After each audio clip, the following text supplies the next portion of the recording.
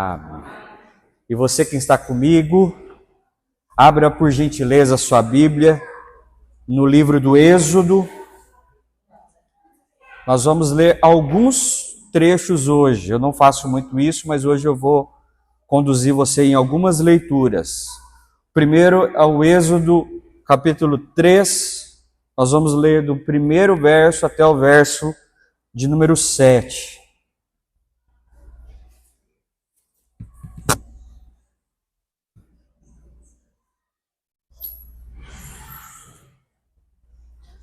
O livro do Êxodo, capítulo 3, primeiro verso até o verso 7.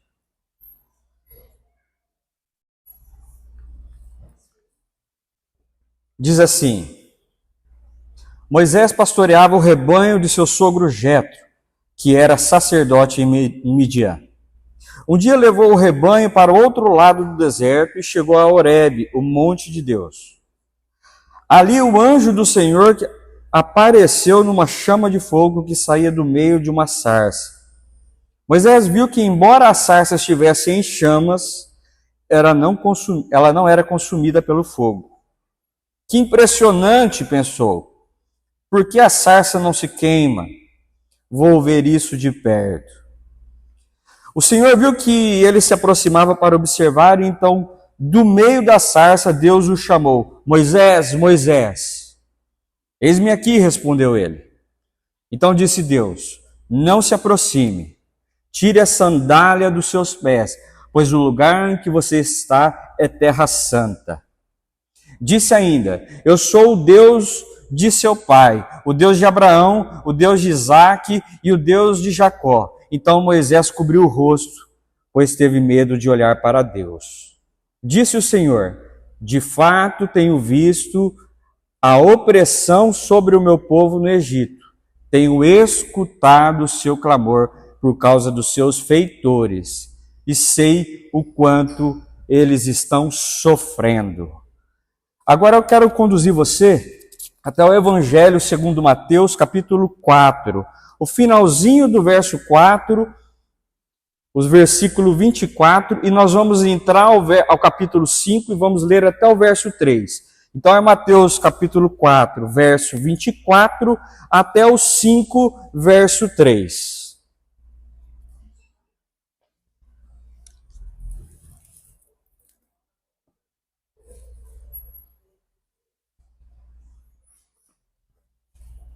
Diz o seguinte: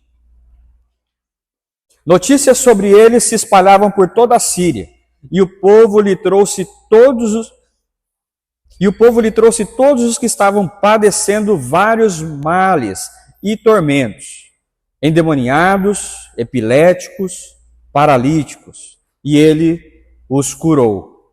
Grandes multidões os seguiam, vindo da Galileia, de Decápolis, Jerusalém, Judeia e da região do outro lado do Jordão.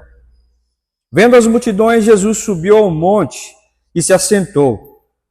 Seus discípulos aproximou deles e eles começou a ensiná-los, dizendo, bem-aventurados os pobres em espírito, pois deles é o reino do céu. Fecha seus olhos. Pai Santo, obrigado. Obrigado porque até aqui o Senhor nos conduziu. Até aqui o Senhor nos trouxe. Estamos bem, estamos alegres por sua causa, porque o Senhor é um Deus que cuida de nós. Cuida da nossa casa. E nesse momento eu te peço, Senhor, faz a sua obra nos nossos corações. Transforma as nossas vidas. Transforma as nossas almas. Nos inclina ao arrependimento. Nos inclina ao quebrantamento. Nós queremos nos apresentar diante do Senhor com a vida quebrantada, para que nós possamos sair daqui, Senhor, transformados pela Tua palavra. Pois cremos que o Evangelho é o poder de Deus para a transformação e para a salvação de todo aquele que crê. Te pedimos, fala conosco, no nome de Jesus. Amém. Amém. O tema de hoje é o santo. O santo. E eu quero fazer algumas perguntas para você essa noite, meu irmão e minha irmã. O que é santo? O que é puro?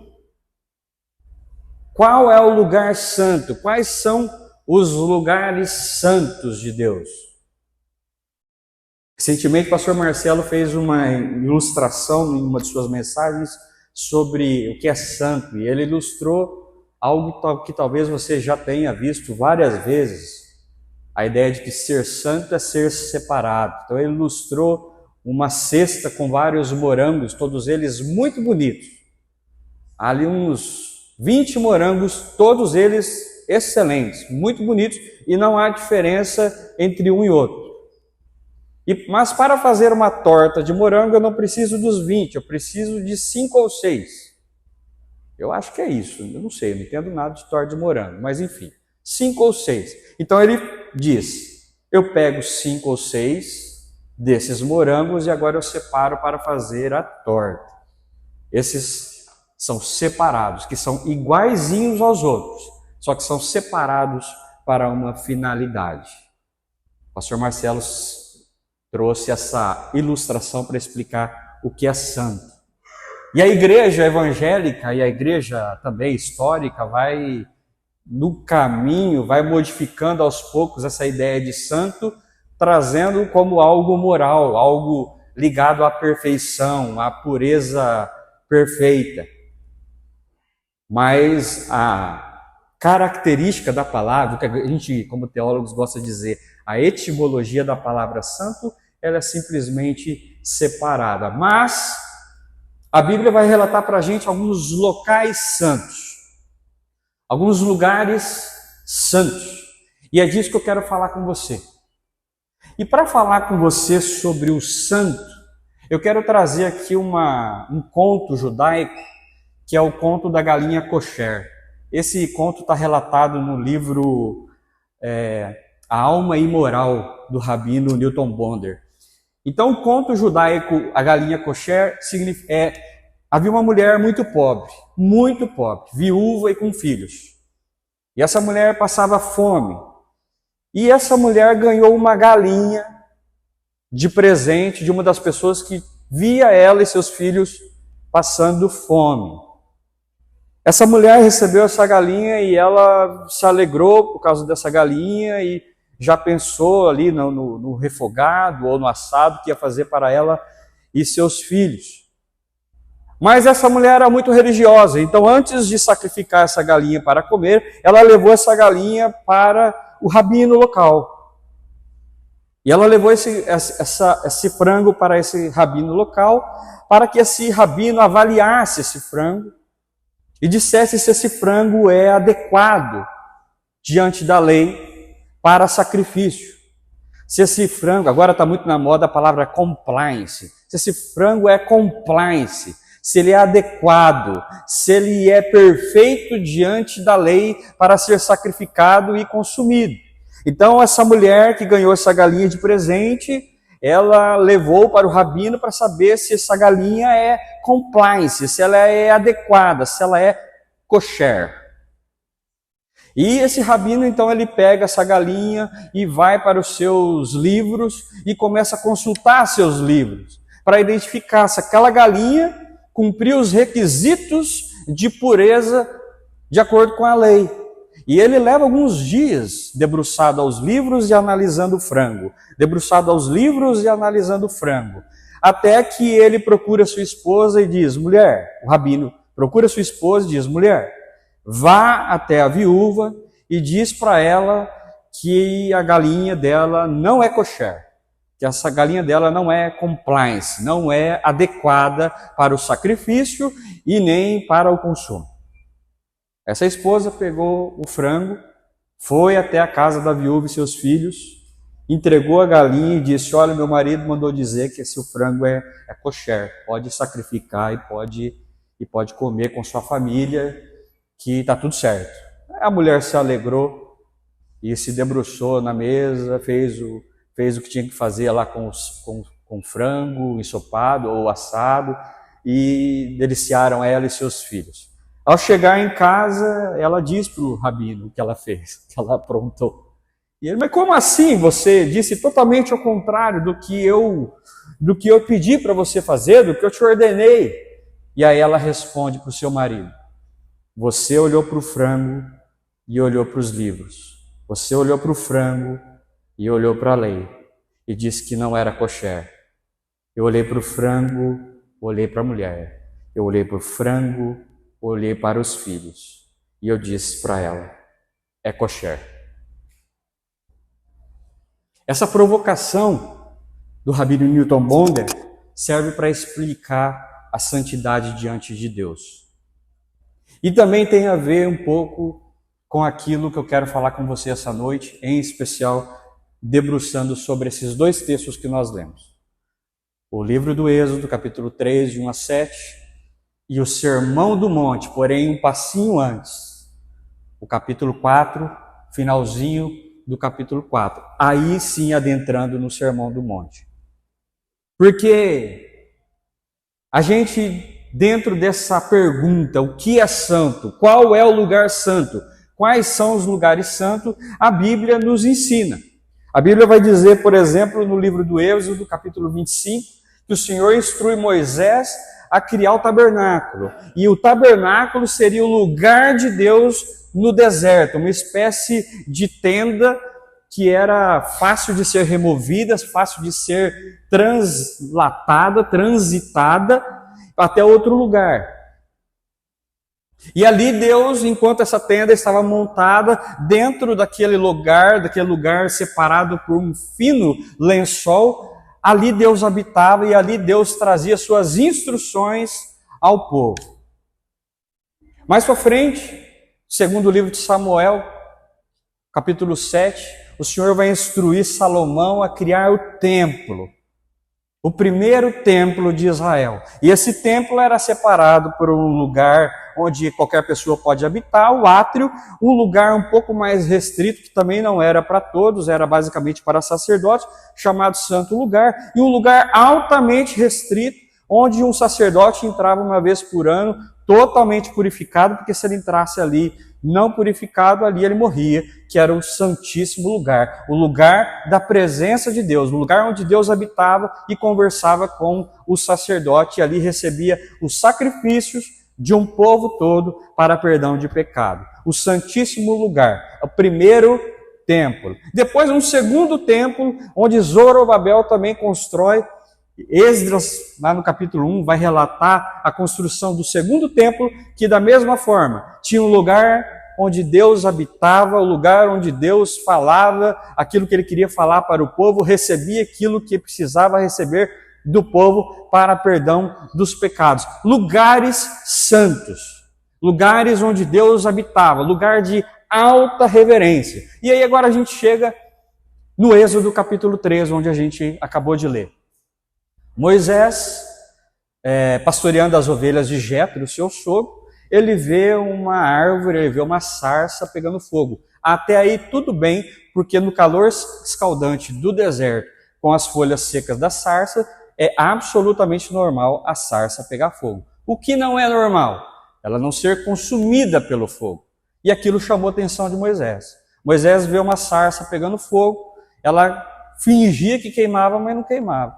E o texto diz, nessa versão mais atual, a NVI, que impressionante, que curioso isso.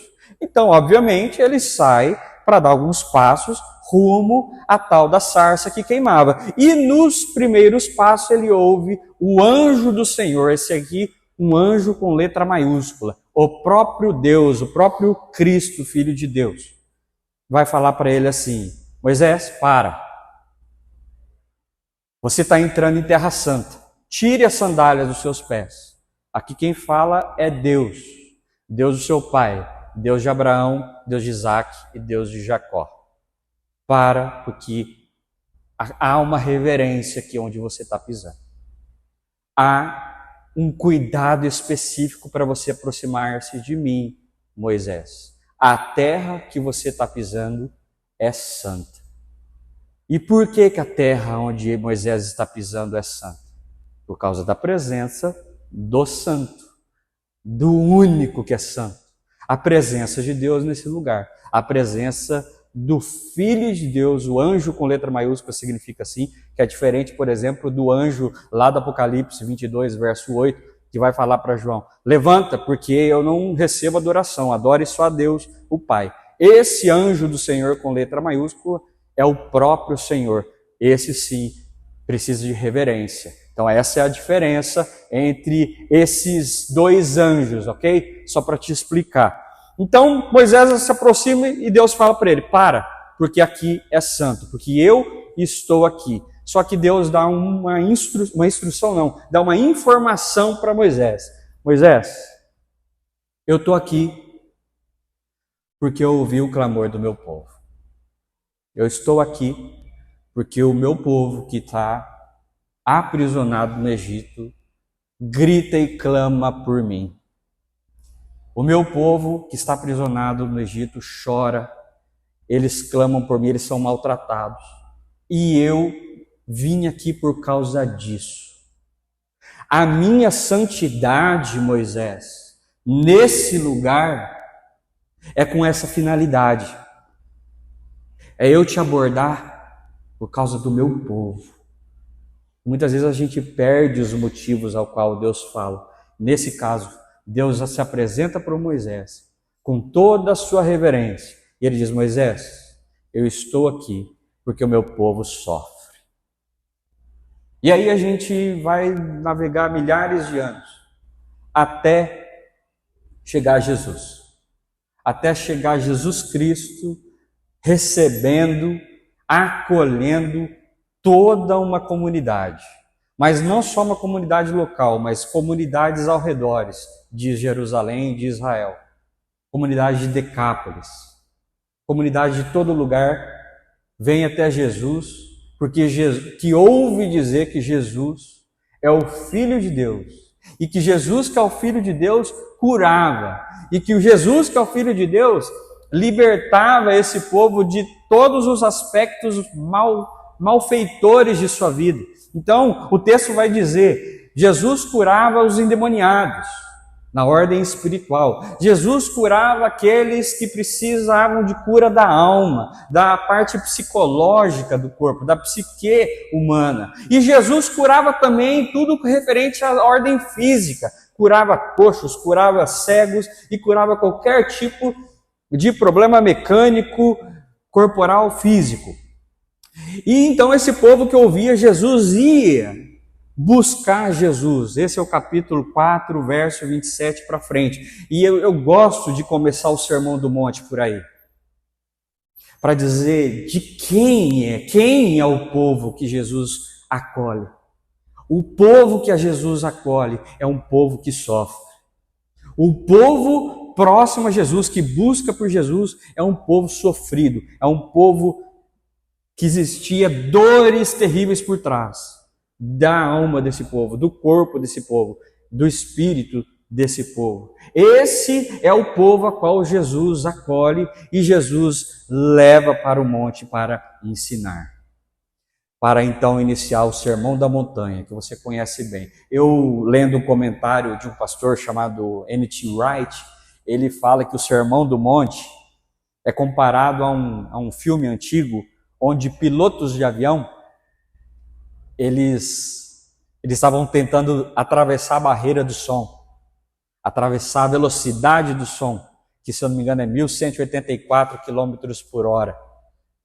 E esses pilotos que tentavam, nesse filme, que tentavam ultrapassar a barreira do som, eles, de repente, quando ultrapassavam essa barreira, eles mergulhavam ao solo e tinham que ejetar para não morrer.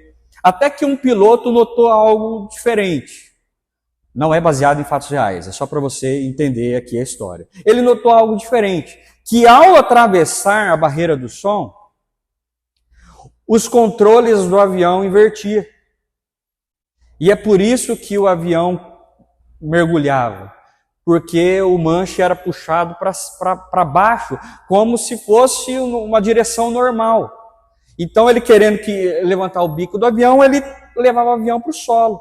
Ele notou que os controles se invertiam. E esse piloto que notou que os controles invertiam, então ao ultrapassar a barreira do som, ao invés de puxar o manche, ele levava o manche para frente.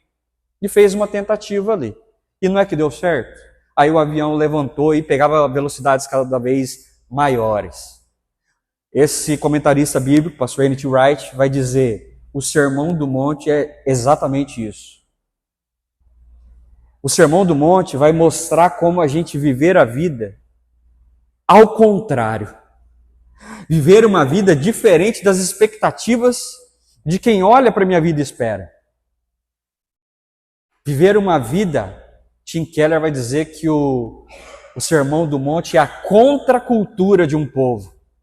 Ele bate de frente com a cultura do povo, ele propõe valores totalmente diferentes de uma cultura. Então Jesus ele começa a ensinar ao povo uma série de leis, uma série de respostas totalmente diferentes das expectativas a que aquele povo está acostumado. Então Jesus vai dizer coisas: bem-aventurados que sofrem. Que jeito isso? Bem-aventurado, feliz, a palavra aqui é macários. Feliz é aquele que sofre. Que jeito que feliz é aquele que sofre. E aí Jesus vai ensinar esse jeito de viver segundo Deus para um povo. Que povo? Um povo que sofre. E aí a gente vai aprender que se o lugar onde Deus está é santo, esse lugar onde Deus está através de Cristo Jesus é santo. Então aquela história, aquela reverência: Moisés, tira sua sandália porque você está dando passos rumo ao santo. Agora levada pelo Senhor Jesus no meio da multidão. Se em Moisés, Deus fala: Moisés, suba ao monte, suba ao Sinai, que aqui eu vou te dar uma série de leis. Em Jesus traz o povo todo para cima. O povo todo vem com Jesus. A santidade do monte está onde? Está na presença de Jesus. Mas não só isso, na presença de Jesus no meio do povo. A presença de Jesus no meio de quem sofre. Deus no meio de quem sofre. Assim como foi da vontade de Deus se apresentar para Moisés na sarça ardente, por causa de um povo que sofre, agora Jesus está trazendo esse povo para a sua santidade, para os locais santos, onde há o sofrimento, onde há alguém que precisa urgentemente da presença e da transformação que existe na pessoa de Jesus. Então, meu irmão e minha irmã, sabe onde é que está a reverência nos tempos de hoje? Sabe onde é que está a santidade de local, a santidade esperada de um local? Irmãos, não está no púlpito da 6ª IPI de Maringá e IPI Novo Horizonte. Não está num lugar santo. Não está num lugar especial, ungido. Não está, irmão. A reverência que você pode esperar em Deus, de Deus, através de Deus, o Filho do Deus vivo, Jesus Cristo no meio de nós, Jesus Cristo em espírito no seu coração e no meu coração, através do Espírito Santo de Jesus, o Espírito Santo de Deus. Sabe onde é que está, irmão?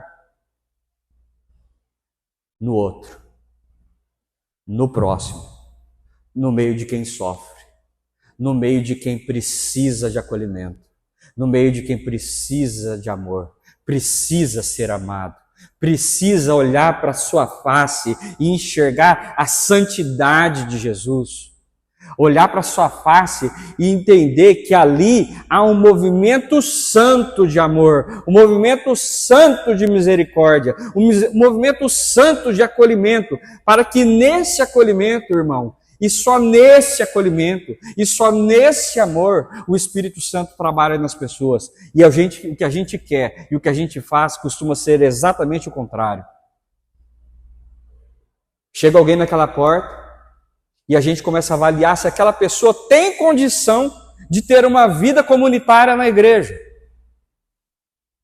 Do jeito que ela está. E aí a gente vai dizer: não, essa pessoa não tem condição de ter vida comunitária na igreja, porque essa pessoa é de uma outra religião. Essa pessoa tem as suas manias. Meu Deus, olha como é que essa pessoa veio vestida na igreja hoje. Não tem como essa pessoa expressar um interesse em Jesus, como se eu tivesse condições de expressar interesse por Deus, irmão.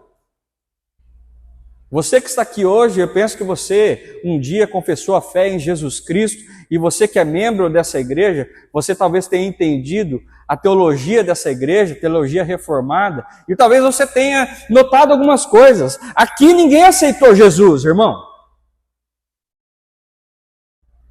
Aqui tem gente que foi alcançado pela graça, pela misericórdia de Deus. Gente que não merecia, não merece e não vai merecer nunca, irmão.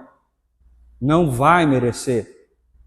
Gente que chegou pelaquela porta ruim, mas que foi através do Espírito Santo de Jesus, o Espírito Santo de Deus, que teve a vida transformada. Mas isso aconteceu porque essa igreja acolheu. Porque se essa igreja não tivesse acolhido, essa pessoa talvez teria um encontro com o Senhor em outro jeito, em outro lugar que não seria dentro dessa igreja. Mas também nós cremos um Deus que é soberano, um Deus que cuida de todas as coisas. Mas a tarefa da nossa igreja é expressar a santidade, sabe como? Estando na presença de quem sofre. Sabe por quê? Porque o Deus, o Santo, o Todo-Poderoso se apresentou para Moisés por causa de um povo que sofre.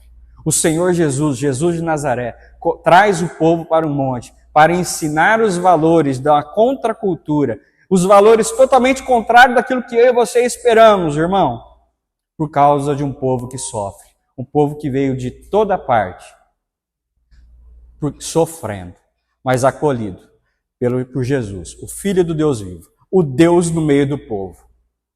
O local da reverência é o povo. E aí a gente vai aprender algumas coisas bem rápidas, porque eu prometi para um amigo amado que eu ia terminar a mensagem em 40 minutos. Então vamos ver se eu estou dentro. Estou dentro. Primeira brevíssima lição sobre o tipo de gente de Deus. E eu disse aqui que o tipo de gente de Deus é quem sofre. Gente a qual Deus desce para olhar, para cuidar, é quem sofre. Ah, pastor, então eu que não estou sofrendo, eu que estou com a conta recheada, eu não sou o tipo de gente de Deus. É sim, irmão. Porque Deus vai usar você para cuidar, sabe de quem? De quem sofre. Isso faz você o tipo de gente de Deus, porque você está engajado na missão de Deus, que é olhar para quem sofre e ser conduzido junto com eles num movimento santo de cuidado. Mas, irmão, eu quero falar especialmente com você hoje que veio aqui sofrendo. E eu sei de gente que está aqui hoje que não queria ter vindo. Gente que está aqui hoje, que está com a família sangrando. Gente que está aqui hoje, que tem colocado diante do Senhor nas suas orações, sem contar para ninguém. Senhor, eu não aguento mais. Senhor, eu não consigo enxergar a sua presença na minha vida. Eu não estou mais ouvindo o que o Senhor quer de mim. Eu estou vivendo minha vida esperando um movimento, uma instrução, uma palavra sua, e eu não estou escutando absolutamente nada. Irmãos, você é o tipo de gente de Deus. Você é o tipo de gente do interesse de Deus.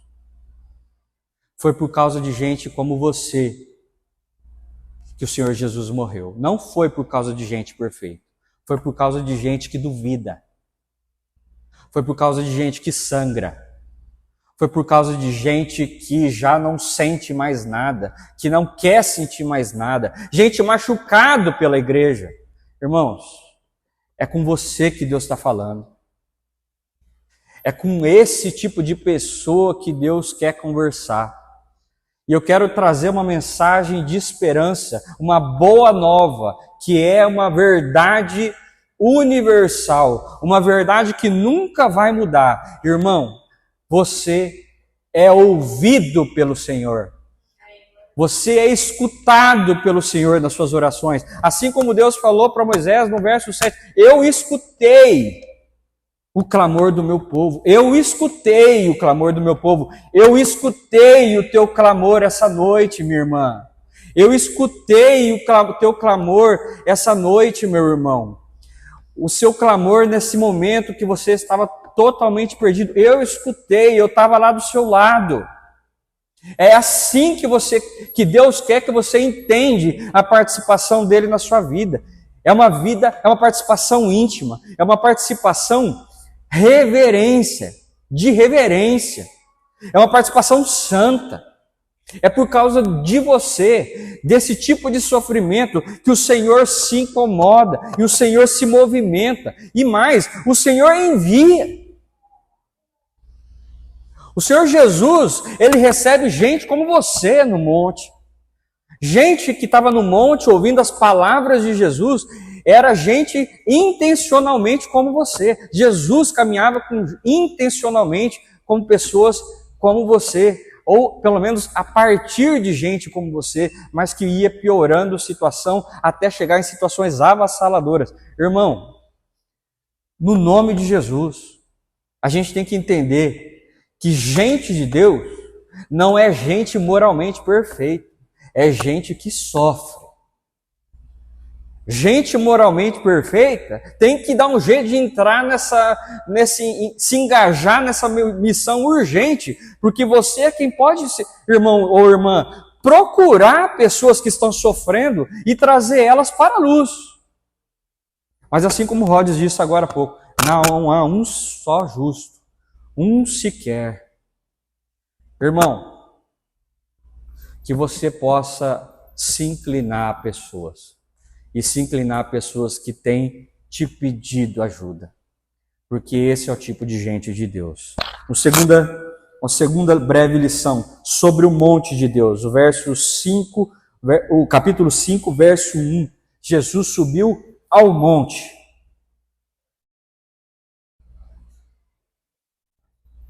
E Jesus subiu ao monte também num novo paralelo com Moisés. Porque Moisés subiu ao monte e o que ele encontrou no monte? A lei. Deus entregou a ele a lei. Um conjunto de organizações, um conjunto de instruções para que o povo viva. E essas instruções eram tanto cívicas quanto criminais. Então era o conjunto de lei de um país. Que depois foi aumentando a quantidade, enfim. No monte de Moisés tinha a lei. No monte de Moisés tinha a religião de um povo judaico. No monte de Moisés tinha Moisés. Sobre o monte de Deus em Jesus. Jesus sobe ao monte, mas ele não sobe sozinho, ele traz a todos. E no monte de Jesus só tem Jesus. No monte de Jesus não tem religião. No monte de Jesus não existe um conjunto de leis, um conjunto de instruções para te qualificar ou para te desqualificar. Um conjunto de regras que te afasta. No monte de Jesus só tem Jesus. E um povo como você e como eu, um povo que é imperfeito, um povo que sofre, na presença somente de Jesus, sem religião, sem instrução religiosa, sem instrução legalista, que dá de cara só para a pessoa de Jesus, é é Deus trazendo todo mundo para olhar para a cara de Deus, para a face de Deus, face a face. Jesus é a face de Deus. Que jeito que é Deus? É Jesus. Irmão, é isso que você precisa entender essa noite. Jesus não é um deusinho. Jesus é Deus. Jesus é a figura de Deus. Quando Jesus vai dizer, vocês ouviram o que foi dito pelos seus antepassados, faça tal coisa. Eu, porém, estou dizendo, faça o contrário. É Jesus dizendo, é Deus dizendo. Olha, meu irmão, vocês ouviram o que foi dito, ame os seus amigos e odeie os seus inimigos. Eu, porém, vou dizer, Deus está dizendo. Você vai acreditar em Deus. A relação de aliança é uma relação com Deus através de Jesus. Eu estou dizendo, ame os seus amigos, mas também ame os seus inimigos. Daí vem uma instrução totalmente diferente. Daí vem uma relação totalmente diferente, uma aliança totalmente diferente. A aliança que agora é direto com Deus, é uma aliança com Jesus, é a aliança da graça, a aliança da misericórdia. Então, o santo, o monte santo de Deus é o amor, é a misericórdia. Os locais santos de Deus é onde há o amor, é onde há a misericórdia. Irmão, a gente precisa estar em locais santos de novo. A gente precisa evocar locais santos de novo. Mas não locais santos religiosos, mas locais santos onde há uma comunidade cheia do amor, cheia da misericórdia, através da pessoa de Jesus. Que essa igreja, irmão, no nome de Jesus, experimente esse tipo de avivamento. Que avivamento? O avivamento do amor. Falava esses dias para minha esposa, se eu viver uma comunidade de amor, uma comunidade que recebe todo tipo de pessoa, aí sim eu vou crer que eu estou vivendo um avivamento.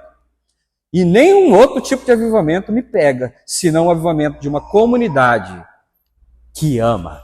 Uma comunidade que recebe em misericórdia. Uma comunidade que recebe em graça. É o único avivamento que a gente quer, né, pastor? É o único avivamento possível para uma igreja que olha para Jesus e entra nos locais santos, que é os locais onde tem gente sofrendo na presença de Jesus. Que esse seja o monte de Jesus. Que essa igreja seja o monte de Deus. O monte onde não tem a lei. O monte onde só tem Jesus. E para finalizar, sobre a vida que Deus quer, que vai estar no verso 3, capítulo 5 de Mateus, verso 3, que vai dizer assim, ó. Jesus trouxe eles para esse monte para ensinar. E o primeiro ensinamento é: bem-aventurado aqueles que têm o espírito pobre. Ou, na sua versão, pode estar aqueles que sabem que têm um espírito pobre. Eu acho sensacional esse espírito pobre. Eu visualizo aqueles elementos químicos que precisa ser enriquecido para que eles sejam ativados. O urânio, por exemplo. O urânio é uma coisa. O urânio enriquecido é um elemento que produz energia nuclear. Eu vejo essa forma, é bem-aventurado aquele que tem um espírito pobre, ou aquele que sabe que tem um espírito pobre. Sabe por que isso chama muito minha atenção? Porque a gente já é enriquecido demais. Eu vou explicar. Jesus está começando uma série de instruções, mas antes de começar a ensinar, ele vai dizer assim, ó, bem-aventurado aqueles que sabem que precisam aprender. Bem-aventurado aquele que tem o espírito pobre, é aquele que sabe que precisa ser enriquecido. Enriquecido de algo. Que algo é esse? Jesus. Bem-aventurado aquele que sabe que não está bom. Sabe que precisa ser enriquecido de algo. Que algo é esse? A pessoa de Jesus. Porque no monte de Deus só tem Jesus. No monte de Jesus só tem Jesus. Então, bem-aventurado você, meu irmão. Feliz é você, meu irmão, que sabe que precisa aprender. Por quê? Porque se você achar que você já vive uma vida na presença de Deus, se você achar que você já vive uma vida ok, que está bom do jeito que está, eu sinto te informar, não é o tipo de pessoa que Jesus quer ensinar ou que ensina. Porque, convenhamos, você já sabe tudo. Bem-aventurado você que sabe que precisa aprender de Jesus. Bem-aventurado você que precisa ser enriquecido por Jesus. Bem-aventurado você que sabe que precisa de Jesus para viver a vida. E para viver uma vida do jeito dele. Uma vida contrária daquela que você tem vivido. Uma vida totalmente diferente da que você tem vivido. E você, irmão? E você que entende, olha, não, eu já estou bem. Você é como uma pessoa tentando nadar com um caiaque, tentando remar com um caiaque contra a correnteza. No momento que você parar, você não fica no mesmo lugar. Você volta. Quem acha que já está bom? Quem acha que já aprendeu? Quem acha que já sabe? Quem acha que é santo? Quem acha que é perfeito? Irmão, você não está no mesmo lugar. Você não está parado, como alguns dizem. Porque aquele que não tem nada a aprender e acha que tem nada a aprender fica estacionado. Não está estacionado. Você vai voltar para trás. Você vai regredir. Não tem como ficar estacionado na fé. Ou você rema, ou você volta. Ou você coloca o teu braço para funcionar no sentido espiritual, ou você vai caminhar para trás. Jesus está dizendo, bem-aventurado você que sabe que tem que remar. Sabe que precisa viver uma vida diferente da que está vivendo. Uma vida que não está boa. Uma vida que precisa de Jesus. E somente de Jesus. No nome de Jesus. Amém. Feche seus olhos.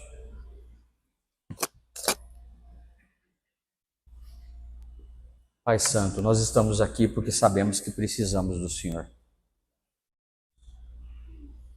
Nós estamos aqui, Senhor, para viver os locais santos do Senhor. Queremos viver, Senhor, um evangelho de verdade, não um cristianismo institucional. Senhor, cristianismo institucional, religião, não dá mais para mim. Não dá mais para a igreja. Nós queremos viver a Tua presença. Mas para viver a Sua presença, nós queremos Te declarar essa noite. Não sabemos nada. Queremos aprender de tudo com o Senhor. Queremos abrir o nosso coração e Te pedir, Senhor, ensina a eu olhar para o mundo do jeito que o Senhor olha. Me ensina a olhar para o próximo do jeito que o Senhor olha. Me ensina a olhar para quem sofre do jeito que o Senhor olha. Me ensina, Deus, porque eu estou anestesiado. Me ensina, Deus, porque para mim, muitos que sofrem são gente invisíveis. Mas para o Senhor não é invisível e eu quero aprender com o Senhor. Eu quero me mover, Senhor. Porque eu só tenho a Ti, Senhor. Só tenho a Ti, Senhor. Nós só temos a Ti, Senhor. A mão que sustenta os céus é a mesma mão que sustenta o meu ser, o meu viver. A Tua mão, a mão poderosa, a mão que criou céus e terra, é a mão que olha para mim, que olha para as minhas orações, que escuta as minhas orações e se inclina a mim no movimento santo, trazendo a santidade para os meus locais. Senhor, no nome de Jesus, eu quero viver a santidade dos seus locais, através da leitura de quem sofre, a leitura de Jesus, a leitura de Deus, a sua leitura, a leitura da misericórdia, a leitura da graça, a leitura do amor. Senhor, é isso que eu quero, é isso que a nossa comunidade quer, Senhor, e no nome de Jesus, abra o nosso coração, porque nós só temos ao Senhor, porque no monte de Jesus só tem Jesus, porque no monte de Deus só tem Jesus. Nós não queremos nada, não queremos parte com religião alguma, nós só queremos Jesus, a pessoa de Jesus. Jesus, eu só tenho a Ti. Jesus, eu só tenho a Ti. Fica de pé, meu irmão, vamos cantar essa música.